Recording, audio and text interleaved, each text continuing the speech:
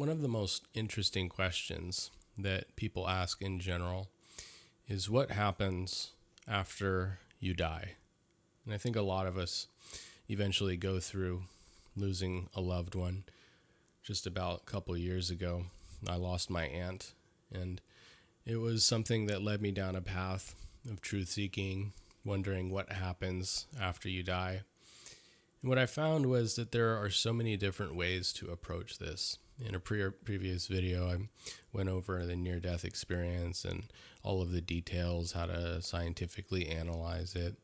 But other than that, there are different ways, such as other altered states of consciousness, like how DMT trips kind of have an overlap between these different experiences, like near-death experiences or out-of-body experiences, or other avenues of remembering or having a remembered experience, such as recalling pre-birth memories or recalling past lives. And I feel like a lot of this information doesn't only explain just what happens after you die, but it answers a greater question.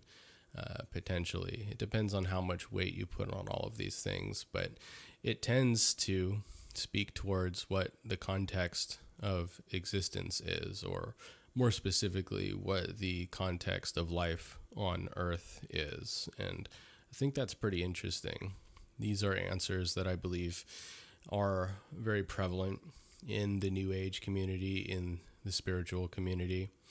And what I find is that these different modes of analyzing how these different experiences corroborate with each other don't necessarily glean information that is that directly, related to religion, right? It's not necessarily information that is very pertinent to orthodoxy or fundamentalism. And while it's not necessarily incompatible with it, it's, doesn't really seem to say much about it, really. It's kind of like this other thing completely. And so you begin to wonder, in most cases, why that is.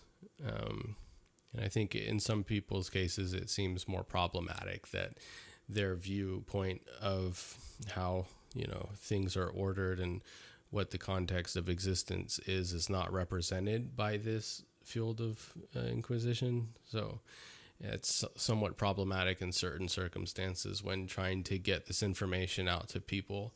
But if you have an open mind, you will find that there is a continuous narrative. And what I plan to do in this video is talk about what that narrative is, what I find is the most compelling case for continuation of consciousness after death. And while I did go through a lot of the science in the NDE video, and while I do hold these beliefs loosely in the sense that certainty is very difficult to come across, but nevertheless, we try to figure things out. And I think this is one of the more compelling things that I've come across. And so, to begin, one of the angles that I feel like is the most fruitful in terms of mining for data about what happens when you die is definitely the near-death experience. And I put it above anything else, above these remembered experiences, put it above the psychedelic experiences, because I feel like qualitatively they cover more ground and they have a lot more information that I feel like is trustworthy and specific with regard to what exactly happens. And one of the most confusing parts that I feel like is simultaneously answered in different ancient texts, such as the Tibetan Book of the Dead, is how there's some sort of phase space or beginning zone of purgatory, or whatever you may call it, that consists of an experience that is manifested by the awareness that continues on, right? Maybe you wouldn't call it a mind, because a mind is generated or received by some sort of biological system. But this awareness is presupposed to be what you truly are and what continues to exist after death. And this awareness in this first, I guess, experience, the most common experience, is that there is this ability to manifest thoughts into experiences when first crossing over and transitioning from being a body to being an awareness. And that can result in different experiences that are still a symptom of being in a space that where a mind can manifest thoughts into experiences, kind of like a dream where if you imagine yourself running away from something, eventually you find yourself in your dream running away from something. Or if you imagine yourself falling, then sooner or later in your dream you are falling. Your thoughts manifest as an experience in dreams. And oftentimes when you're dreaming, you don't know that you are dreaming. And so the goal in a lot of different meditative practices for different cultures is to achieve some sort of proficiency at knowing whether or not you are dreaming, and being able to dream lucidly, where you maintain awareness while you're dreaming and at the same time can manifest thoughts into this space at will while being aware of the fact that you are sleeping, but can control it without waking up. That is kind of like considered dream yoga, and it's a form of meditation for Tibetan yogis for the sake of practicing this form of awareness in dream space so that you can get a grip on that type of practice for the sake of dying properly. And it seems very extreme, like what are the stakes if it is a practice that yogis think is important to proceed dying, to be able to die correctly, more or less, via some practice that you, if properly done, could maybe result in dying better than, say, people who don't practice that. So it seems kind of scary, as if there are high stakes. And to describe some of these things that people manifest in the first stage, sometimes you could manifest something that is closer to your belief system, or you could manifest an experience that is like communing with a loved one or some sort of figure from your religion, which in some cases people feel like it corroborates their religion. But I think if you view it from the standpoint of there being some sort of space where your consciousness or awareness manifests an experience, you can see how it would be kind of difficult to determine whether or not something is a result that is manifested or an experience that is of some different ontological place, some sort of different dimension, or some sort of different experience that is outside of this world, I suppose. Another realm, heaven, if you may say so.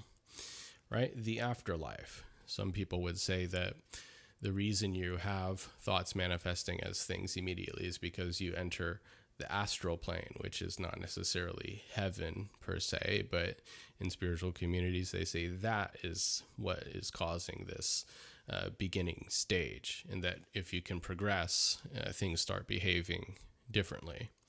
The astral realm might explain different hell experiences.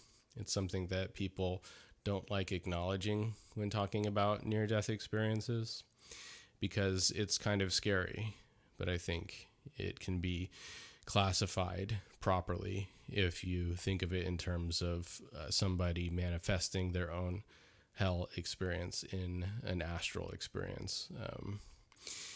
Now, the Tibetan Book of the Dead I view as probably the most canon version of what happens when you die, and the near-death experiences are the anecdotal takes, so you'll get a lot of different versions of what people manifest in the astral in near-death experiences, and some of them might be funny stories, like first I was checked into a spaceship and all this kind of stuff. So it's not really easy to take people seriously when they're blowing up their experiences in an astral plane where they manifest experiences as if they are an ontological realm of existence that they are describing to others, that others will experience the same thing as soon as they enter, and it's not necessarily the case. But what they will experience that is consistent is some sort of manifested experience followed by other consistent experiences that aren't manifested, that I think you can distinguish because of how consistent they are compared to the first initial phase.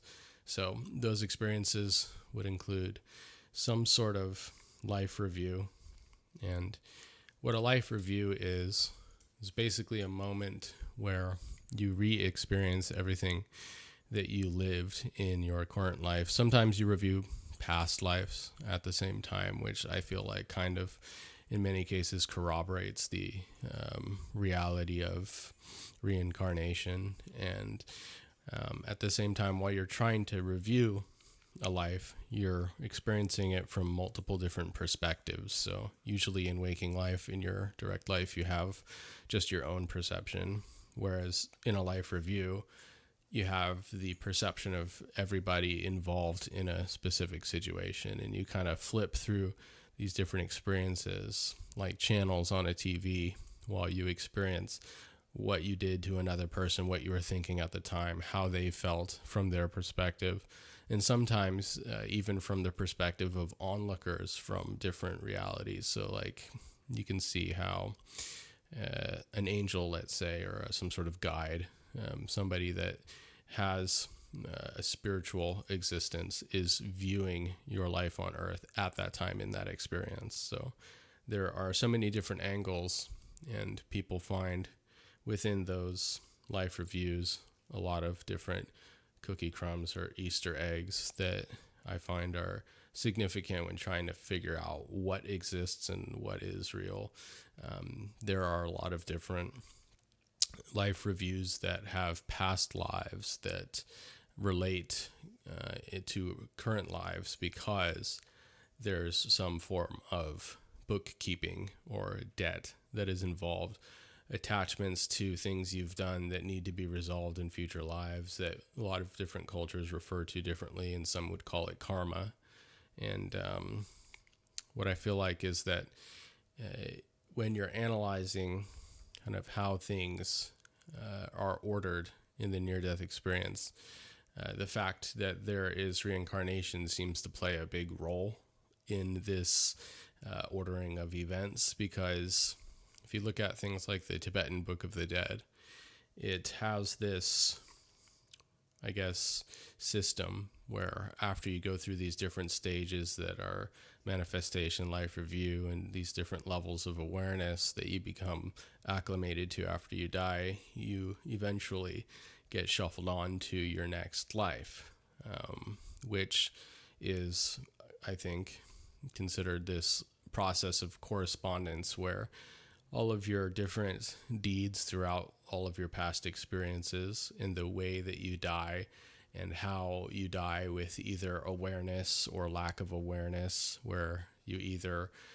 realize you're dying and start to have a lucid experience of death that is more controlled versus an uncontrolled experience of death that can spiral into different things like hell experiences or a bad life review, where you feel a lot of guilt and things like that, compared to somebody who dies intentionally with awareness that kind of skates past a lot of these things and can achieve a form of lightness, of not being heavy and weighed down and dense with fear, but rather more spiritual and I guess high vibrational would be one way to put it. And that your inertia going into death due to your experience on Earth could have been very traumatic or whatever. You may manifest some sort of zone where you heal yourself beforehand and, get acclimated better, which is maybe one form of intentionality, controlling the experience. But nevertheless, all of that inertia and all of those predetermined factors that kind of build up going into death determine this hierarchy of possibilities that open up once you cross over. And so what I feel like is that a lot of it is sort of cause and effect, and a lot of it is skill-based navigation of dreamlike scenarios and therefore death scenarios that some people, view as important to practice. So therefore, you can practice achieving these different higher orders of possibilities when you die. So for example, you could die and kind of exit the entire system of reincarnation where you no longer reincarnate, or you can die and become this god that is kind of limited and therefore jealous of other entities, and you can die and become a ghost that is just hungry and more or less wanders looking for some way to satiate its hunger, but it's punishment more or less, or not necessarily looked at in that way, but more or less the cause and effect of the accumulation of karma, and therefore the inertia going into death, resulting in this kind of like directional tendency towards that life experience, towards that experience, I suppose, not necessarily life experience. You just came out of life and now you're experiencing an experience as a hungry ghost that some people would view as very scary. It's like, I don't want that to happen. But if you were to talk to like some sort of Tibetan guru, they would say, oh, I've experienced being a hungry ghost for, like 5,000 times or something like that, and it's like, wait a minute, you're not terrified of that type of experience? And it's like a Tibetan guru would claim something like they've meditated and left their body enough times to know what's on the other side, and they've gone through the dying process, which is no different than a transition of out-of-body experience during meditation into these other places. So they practice dying all the time, not only in dream space, but also through out-of-body experience meditation. And so that means that they always die, and they do it as a practice, and they practice dying, transitioning. And when it's time to transition permanently, it's no different than when they meditate any day of the week. It's just a matter of not going back to the body and cutting the silver cord that links them to their body, and then going on their way to choose whatever order of possibilities they want to, if they can control it, right? And so you would say, why exist if you are a yogi? A lot of people know like the parable of Siddhartha, where you're wondering if you should teach something or why life, and there are different jobs for different people.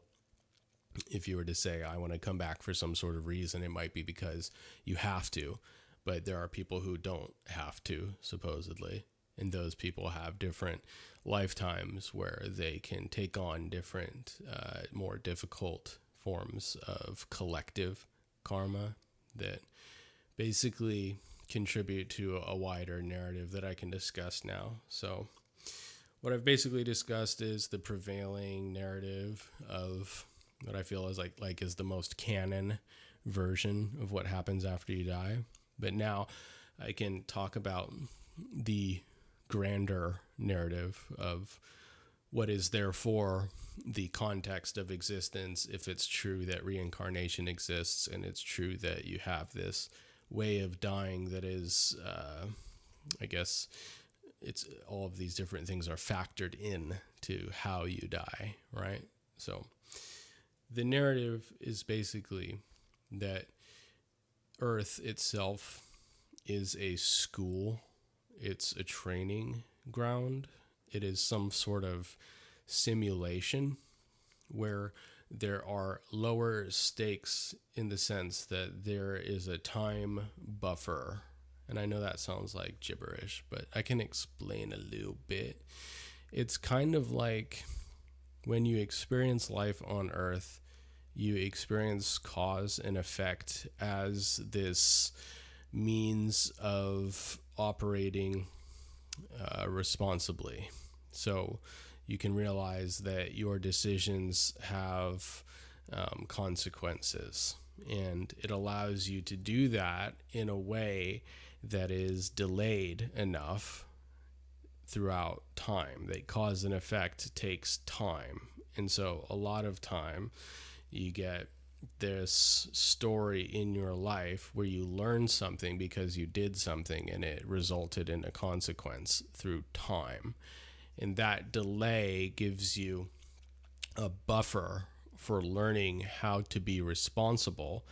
Because if you think about life as thoughts becoming things in a New Age sense, if you've seen that documentary, The Secret, you would view life as thoughts becoming things, especially in the sense that anything you do, you kind of have to think about doing before you build up the inertia to start taking action. So necessarily anything that's ever been done in the world was firstly a thought. And so the world is where thoughts become things through the free will.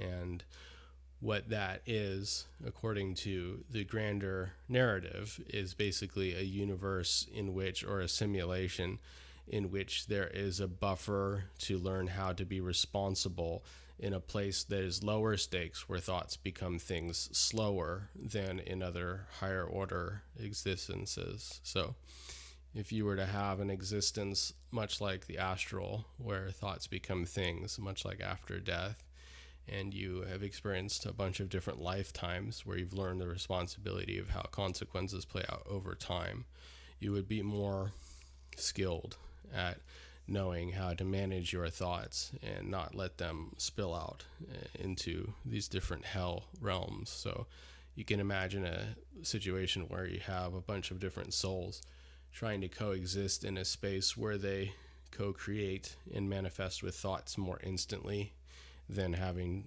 some sort of physical realm. There's a metaphysical realm, a spiritual realm, an astral realm, where thoughts become things instantly. You wouldn't want a bunch of untrained people in there creating these different versions of hell in their local space. And it's kind of like, if you consider heaven a place where everybody's more or less generating their own experiences. It's like everybody has their own subjective experience in heaven, where they create their own version of how they want to see things, more or less. You don't want people in there, more or less, that are incompatible with how that place works. And so that you can say, if you're incompatible with that, you would get routed to another body in another life to learn how to basically deal with those kind of thoughts without manifesting them. You would learn how to not have those thoughts. And it's kind of like a compatibility issue, where there's this correspondence between things that resonate with this and therefore are compatible and belong in that realm, and things that would then cause you to not be compatible and be channeled to this lifetime, where you would learn these lessons and then refine whatever you got going on so that you can participate in manifestation at a higher order more cleanly. And so I feel like that's kind of like a logistical way that things are ordered. And I feel like that's probably the most concrete thing that I've seen out there as an explanation for why you would have such a simulation, because you begin to wonder, if you're wondering the purpose of something, if you're just like removing it, making the problem one dimension higher, it's kind of like people wonder where life on Earth came from. So they say, oh, what if it's panspermia? What if it came from somewhere else and it came down here? And it's like, well, that doesn't answer the question. It just removes it into outer space. And it's like, you're still wondering how life comes from nothing. And saying it just crash landed here already made doesn't really answer the question. So if you're wondering, like, where do souls come from? And you're given this story about these higher orders of existence where thoughts manifest, you're like, well, I still don't know where life comes from.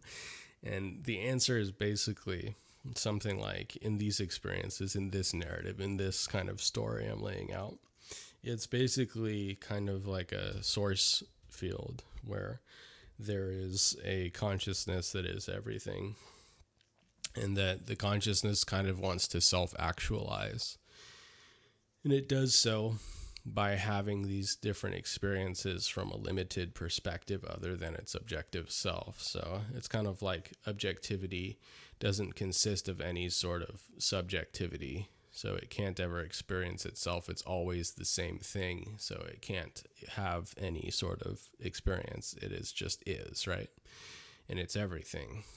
And so in order to make things happen, it needs to have this space in which things are possible. So it's kind of like this progression from being everything and nothing at the same time, and then creating these possibilities from which these different forms of duality spawn, and these different metaphysical concepts stack onto each other to the point where it's kind of like you build this concept of existence and this concept of duality, and then eventually you get this spawning of this multiplicity of, existence.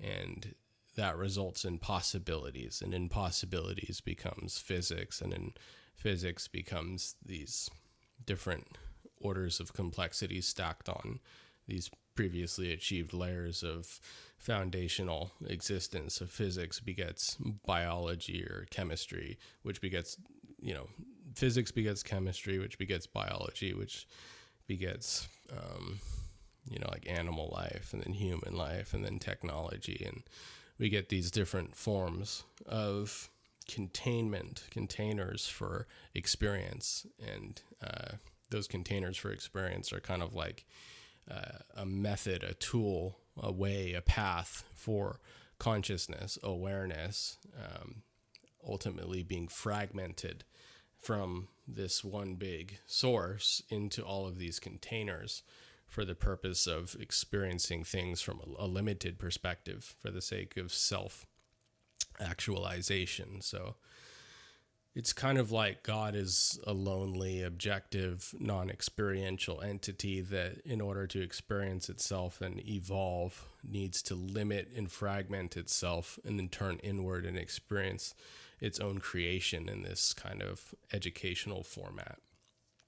And there are different levels. So if you were to say in this model, what is possible, I think it's more or less described as an infinite progression of possibilities, where you can basically imagine one simulation is just one order of possibilities, and that sort of thing is such a small infinitesimal example of all of the different degrees of possible experiences you could happen in this grand experiment of self-actualization of a god. And so I don't know what religion necessarily that is. I think a lot of people have a problem with it because it's very low stakes in one sense, but I believe it's high stakes in another sense, where if you think about fundamentalist religion, they have kind of like the highest stakes version of a simulation where you get one shot, you enter a simulation as a soul that's born, created by God, but then you have to pass a test to be a good boy and stuff like that, or you go to hell forever, or you get to have heaven forever. And this is like the highest stakes I can imagine for any sort of simulation is kind of like the fundamentalist take. It could still be a simulation in that sense, but that's a really high stakes simulation. Whereas if you were to have a spiritual simulation where you just get trapped in this karmic cycle where you have to reincarnate due to your past deeds, and basically that's still high stakes because you're still stuck on a wheel, but then you can escape that, and that becomes more or less the purpose of it. And so people see it as problematic and incompatible with their own version of religion, so they don't really like it. But this is the narrative, and I think there are different ways to approach it as well. It's like, if you just take it for granted as like, oh, this is just one guy believing what, say, the Tibetan Book of the Dead says, along with a few different other near-death experiences, I think what's most curious about it is that you can find other avenues to approach the same narrative. For example, you do have people, like I let off in the beginning, that have these pre-birth memories where they remember more or less what it was like to plan a life when being routed after they died. They were routed towards another life that they got to somewhat plan. And it's so interesting to see kind of what are the different ways that people corroborate that planning and how it goes and what it's for. And it's like some people see it as this simulation where you have these points built up, kind of like a video game where you get to spend these credits on getting your gear together, your loadout basically. And your loadout would consist of stuff like where you were born and basically what kind of family you're born into and what kind of situation are the circumstances that might lead to your life going a certain way. And it's kind of like there are benefits to different lifetimes that allow for different lessons to pan out. So you might choose to have a lifetime in a third world country to learn different things. Like, you know, you might have a lifetime in more comfort to kind of take a break and just have like a vacation lifetime where you're just like go around in a circle and come back, kind of just wanted to do one that wasn't that hard. Maybe you took care of like a few small things, but it's almost as if everything's like a dice roll. It's kind of like this big gamble where you kind of playing 5-dimensional Plinko in a way. And I had that kind of thought when I was, I guess, thinking about this one time. I was imagining what is like the actual simulation, because I don't think it's as specific as one soul going on a lifetime and then it's ordered like I have a past life and a future life. I view everything through kind of like eternalism or block theory. If you think about it in terms of theoretical physics, there's block theory, which is basically where all the past and all the future exist simultaneously. So it's not like the moment evolves by going into the future. It's like awareness just kind of goes into the future by going to a place that already exists in this eternal space where the future and the past always exist. And you may wonder like if that even makes it possible to have free will. And what I would say is that in this concept of how I view things, it's like if you assume all of that's true, you end up with this like loaf of bread like they have in theoretical physics, where each slice on the loaf of bread is like a 3-dimensional frame, like a snapshot of your waking life in 3-dimensional space. And that each snapshot's a static frame.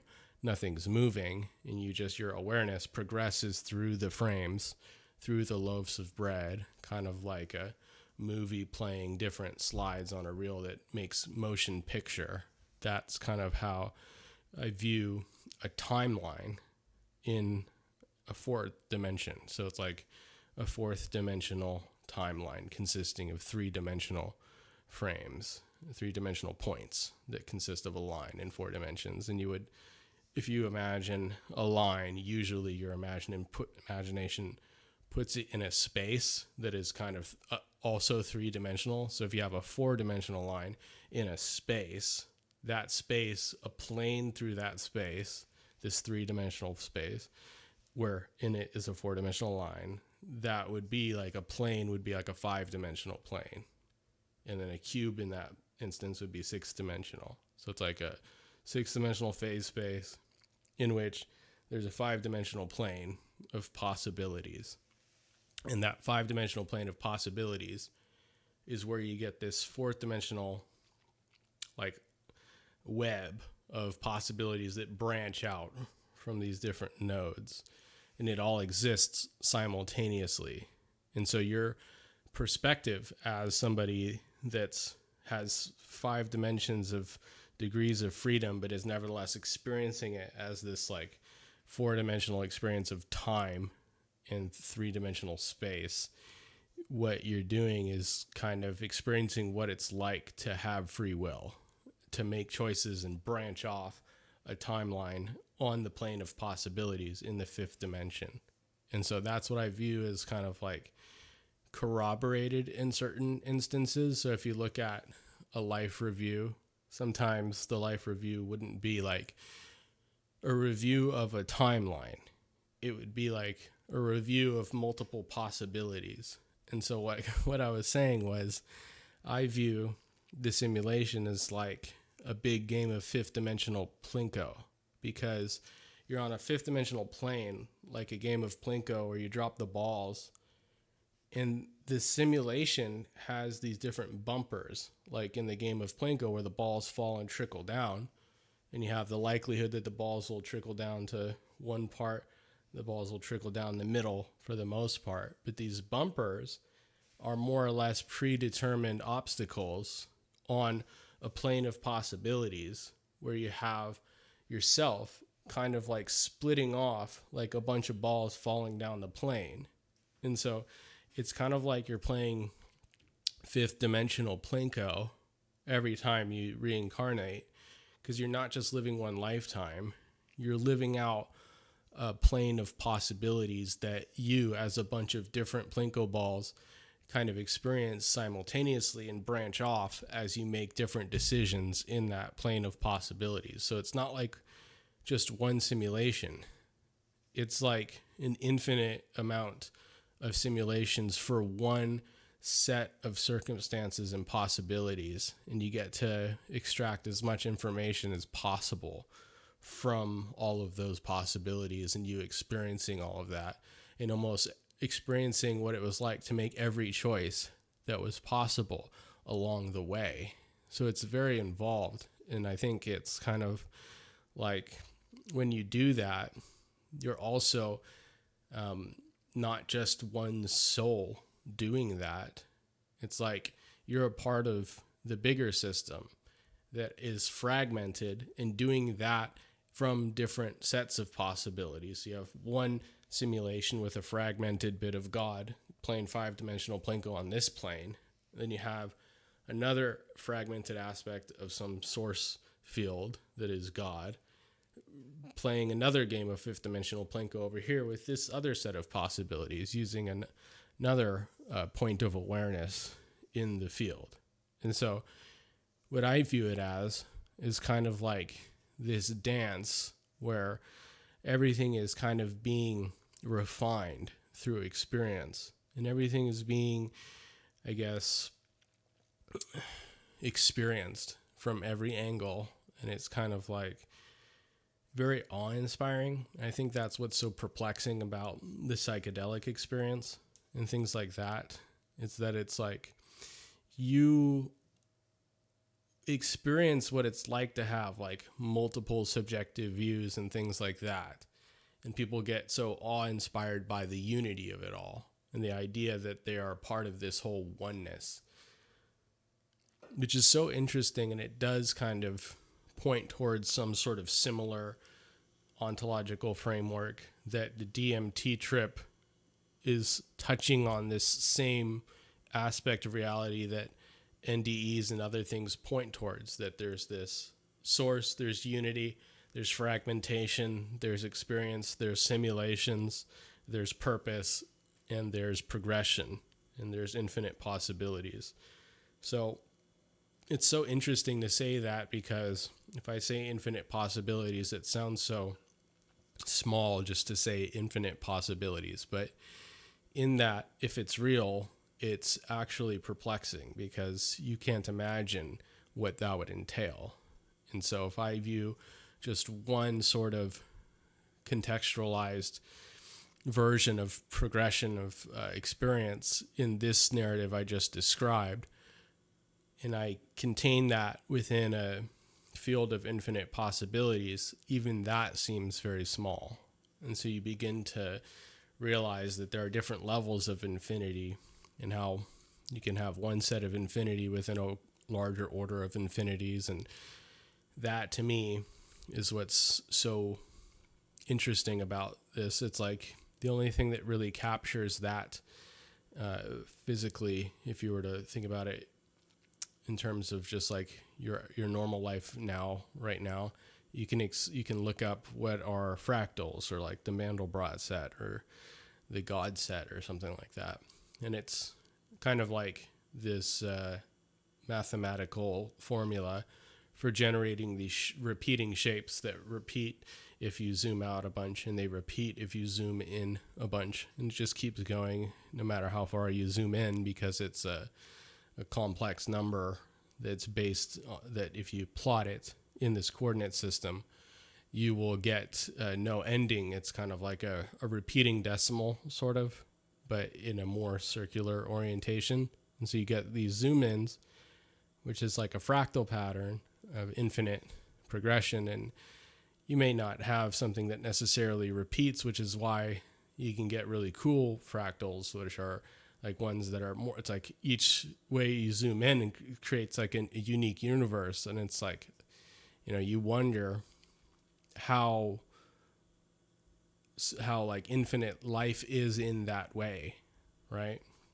I think one of the cooler ways that like a movie captured that was how the story in the remake of The Grinch, when they had Jim Carrey as the Grinch, the whole story was like, in the beginning they zoom in on a snowflake, and the whole mountain and snow scenery that was the world where Whoville existed in was all on a snowflake. It was just a world in a snowflake, which I imagine is very fragile. It's like it could melt at any moment in one sense, but it's like a whole universe to them, right? It's like inside your belly button there's a bunch of organisms type thing. But it's more interesting to think about it in terms of like not just complex biology. That's almost too big for what I'm talking about. I'm talking about if you zoom in even smaller, you see a whole universe inside your belly button. You know what I mean? So it's like, I'm not saying there's a universe in your belly button. I'm saying that in an infinite space of possibilities, that's kind of what it entails. And this whole microcosm of me explaining an infinite progression of souls is still so small in that higher order of infinity that would be there if everything is truly infinite, right? Because it's a creation from something that's infinite, and therefore it's infinite itself. So that's interesting to me. And it's more exciting than one simulation with one outcome and there's nothing else after that. So I don't know. You guys can look it up as far as near-death experiences in the Tibetan Book of the Dead. And then as far as like getting the whole story that I just laid out, that's more or less 5 years of trying to piece together some sort of narrative that I think is plausible if you put everything together. So I think that was interesting. Do I know for sure if this is the case? No. It's like, how are you supposed to know that? But I think this is the most common thread that I think people look for. And I think I explained it in depth enough that people will be, at a minimum, entertained by it, but also think deeply. They'll think more deeply about, what are the possibilities that we exist in a context that is more infinite than most people think. Right? So that's my rant for the day. I'm going to sign off, and hope you guys have a good night.